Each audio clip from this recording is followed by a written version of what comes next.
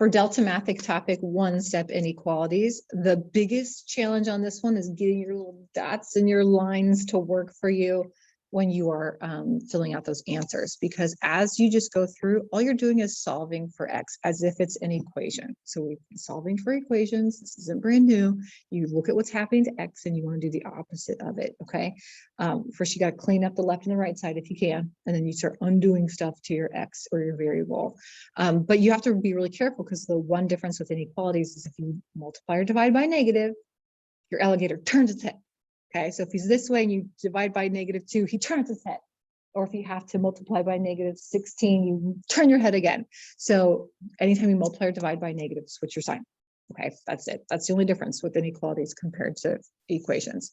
So you do the work there. X divided by 2 is this. So it's not that, it's greater than or equal to that, but we multiply both sides by 2 to get rid of that. And so -1 times 2 is -2.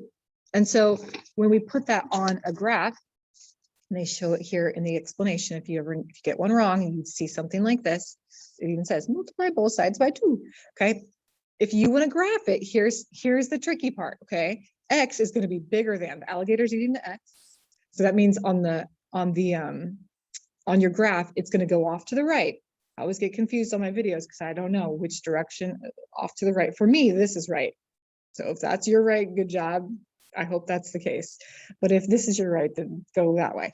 Okay, so X is greater than or equal to -2. So I'm going to go to -2 and I'm going to say, X could be that. So I'm going to fill in a circle that's solid because it could be that number exactly.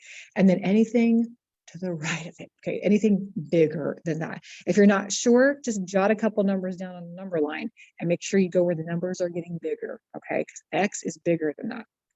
And that's all you got to do for that one. Just make sure you've got your line is going to be open if it's just X equals like this one.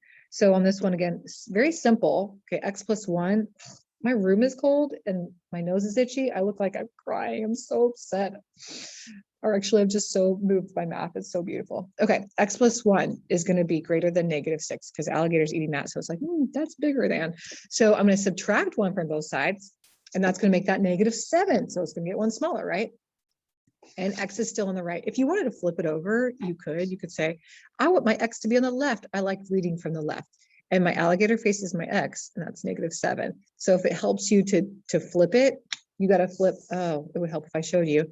If it helps you to flip it, X, put it on the left, and then the alligator is still eating it, and the -7's on the other side. These are the same things. Okay, it's just like saying, my lamp is to my right, and my lamp would say, Mrs. Landers is to my left.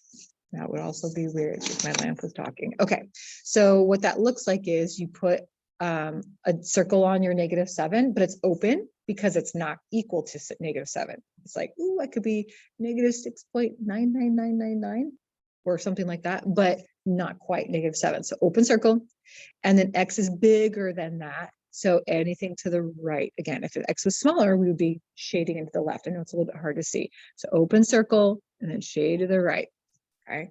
And that's how you represent all the possibilities of what X could be.